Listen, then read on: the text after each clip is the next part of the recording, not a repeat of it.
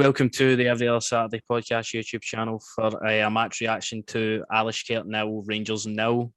On aggregate, obviously 1-0 last week with the Morelos goal.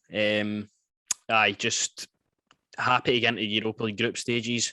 The performance, though, absolutely shambolic. We'll get into it. We'll talk about our thoughts on it in this video. And as always, if you'd like, subscribe to the YouTube channel. It helps us out a lot. So obviously, last time we talked, put the podcast out on Tuesday night. Of course, the tale we have on a Tuesday is there's always some Rangers news that comes out that we miss. This time, COVID hit the club. 6 players out. Steven Gerrard also out. Still could make the weekend, but obviously that disrupts a lot of what was going to be done in this game, doesn't it? Absolutely, mate. That was a tough watch. That was disgusting, to be honest with you, mate. The fact that I'm sorry, Cedric Eaton's getting bullied by a guy who's like 2'2". No. Are you serious? He's getting, I'm not having that, Alfredo. I love you, man, but you've got to score those two. You've got to bury at least so those three. The one he had one-on-one with the goalkeeper, and then the one he had where he chipped it over the bar, and then the one where Patterson whipped it in, he just skies it. Like, in front of goal, it's concerning at the moment, obviously going into Sunday now. Because if we can't take our chances against this team like that, what chance do you have on Sunday? Like, that's a big question. The thing I noticed as well, see, I think it was Davo or Arfield, or it might be Kamara, somebody was on the ball, and Barisic was trying to do the overlap, and you could just tell his body had just given up, like his body wasn't with him, man, on that run. You could just tell he's no fit. I'm not going to be harsh on, like, say, him or Patterson, the two of them only getting game time. Mm-hmm. So we know that they aren't fully fit. But the ones that were, I thought, come on, seriously. Should have done the job first half, and obviously it would have been nice to get the young lads on. Exactly. Screaming for Stephen Kelly to come on at least. Like you're looking in the middle of the park. Arfield and Davis, they're the older out of the three with Kamara. Both burnt out in their arse, and you've got Stephen Kelly sitting on the bench. Bring him on for a bit of life, a bit of injection in the middle of the park, even when it was about 60, 70 minutes, try and get a goal. But it just never worked out that way. We just seem to always make everything difficult for ourselves. And it also plays into the thing that I've noticed. I've seen a tweet. We've only ever won our last 3, I think it is, 4 times we've been in the Europa League now. Our last 4 playoffs have been won by 1 goal. So obviously you remember Ufa, we scored 1 goal at home, scored a goal away. Who else did we play? Legia Warsaw, 1-0. Galatasaray, we won that by a 1 goal margin as well, and then again the night. So to me, I was looking at that and I'm like, right, why can't we put games to bed as quick? I know it's maybe a different scenario this season where we drop out the Champions League, we face a lesser opponent. And I don't know if it's the team thinking they're the big team, they need to go and win it and the pressures get to them. Whereas the past 3 years, we've maybe been the underdog going into all these games and it seems to benefit us. That's what I see for Rangers. I don't know about yourself.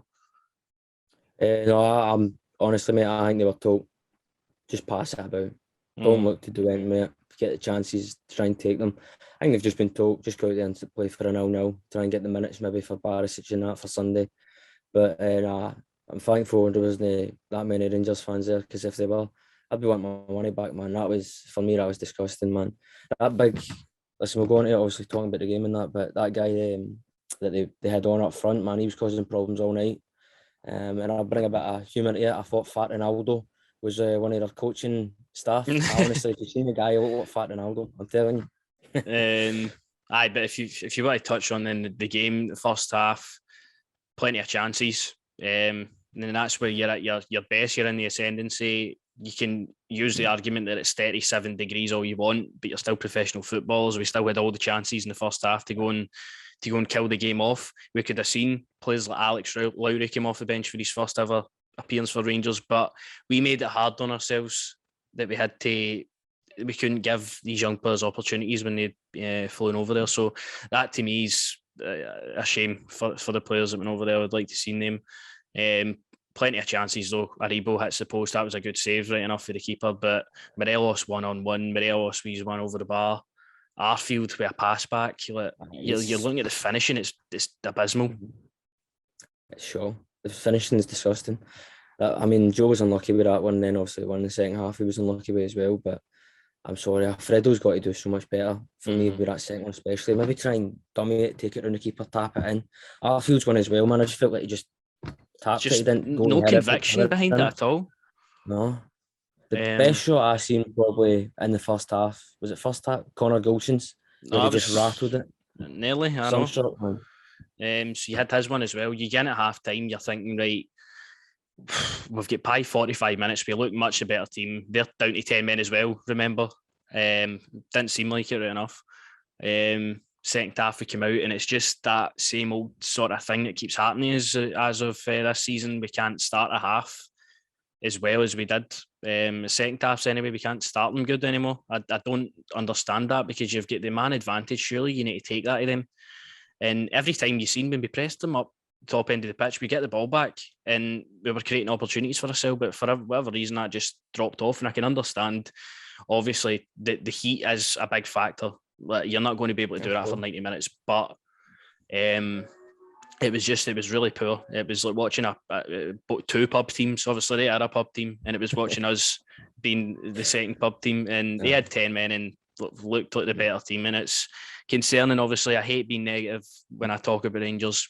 Just getting through to Europa League, obviously it's a big achievement for the club, good finances and stuff like that, and we'll look forward to who we draw tomorrow. But looking at the performance and everyone that's came with it ahead of another big game on Sunday, it's concerning, really, how we're playing at the moment, especially in front of goal. Absolutely, and thank God Kemal was coming back. Thank God Kemal will go back. That's the thing that I'm more angry about, but I'm more annoyed at just the arrogance to think that we can go away from home and just play. I will just pass it about. Maybe if we get a chance, take it. But the arrogance, mate, I think that's something with this now. You need to, I know we've won the league and everything, but with arrogance here, can we just calm it down a bit? That performance there wasn't Rangers acceptable for me, you know. We should be going over the first half, looking to score 3 or 4 and bringing the young boys on and allowing the lad you said there to come on, because he seems like a right player. As you said, with that red card that they got, that's disgusting, man. Just booted him in the head like he was Randy Orton. I know. Poor challenge for that one. I thought we were going to be down to no keepers at that time. I'm like, right, what luck do we have here?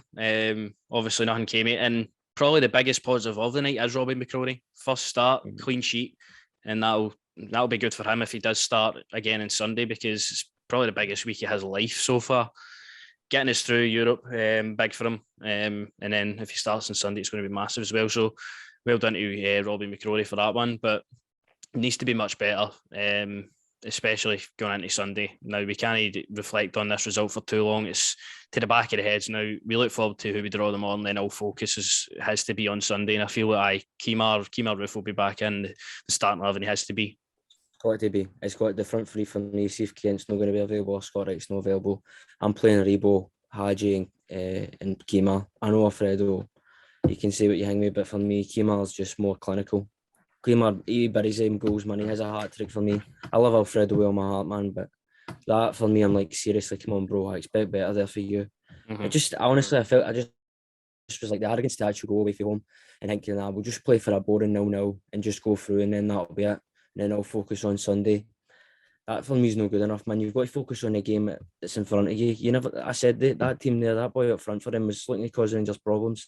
If he stayed on side, he was offside, but a good 5 or 6 times. If he'd stayed on side, who knows what could have happened there. I think some of the cards as well that we picked up, the yellow card to Barisic as well, was reckless and stupid. That was him just because he was tired. Can he tackle a fish supper? No, listen. That was... I'm not going to be too hanging on him, but that for me was just because he was fatigued. And then it comes down to, for me, the management yet again. Why are we not making the changes? You can clearly see somebody like Davo might be struggling, or Barisic is struggling because they've not had the full pre-season, what have you. You can see they're struggling. Just bring somebody on. I guarantee you those young lads would be kicking themselves. They would guarantee to come on. We've got to remember Stephen Davis, a 36-year-old man now. Like, playing 90 minutes in that heat and then going to play an Old Firm game, we should be... He almost get caught out. I know, we should be... almost get caught out with that back... took his eye off the ball. Turns and then passes. That boy hanged him, so sorry to cut you off there, mate, but you almost get hanged there. That's what I'm on about. You need to bring those players off, man, and save them for Sunday if that is what you're fully focused on. And it all boils down to the team not being able to put the ball in the back of the net to make it that comfortable for us to have the luxury to do that. that's basically what the whole game boils down to. The quicker we forget about this game, the better. And we move on to Sunday, as we said, Roof hopefully back in, and hopefully a much, much better improved performance after that. And we'll look forward to, obviously, whoever we draw tomorrow. But if you want to call it that, absolutely, mate. I'll call it that. Man of the match was a guy for BBC Scotland that just turned up wearing his mask. You know, that was the best thing about the full game, I know. But as always, we'll be back, possibly on Sunday, with a reaction to the game, and definitely throughout the week, giving our thoughts on the draw and the Old Firm game on Sunday. So hoping for a good result there. And thanks for watching the video. If you could like and subscribe, that'd be much appreciated. Cheers.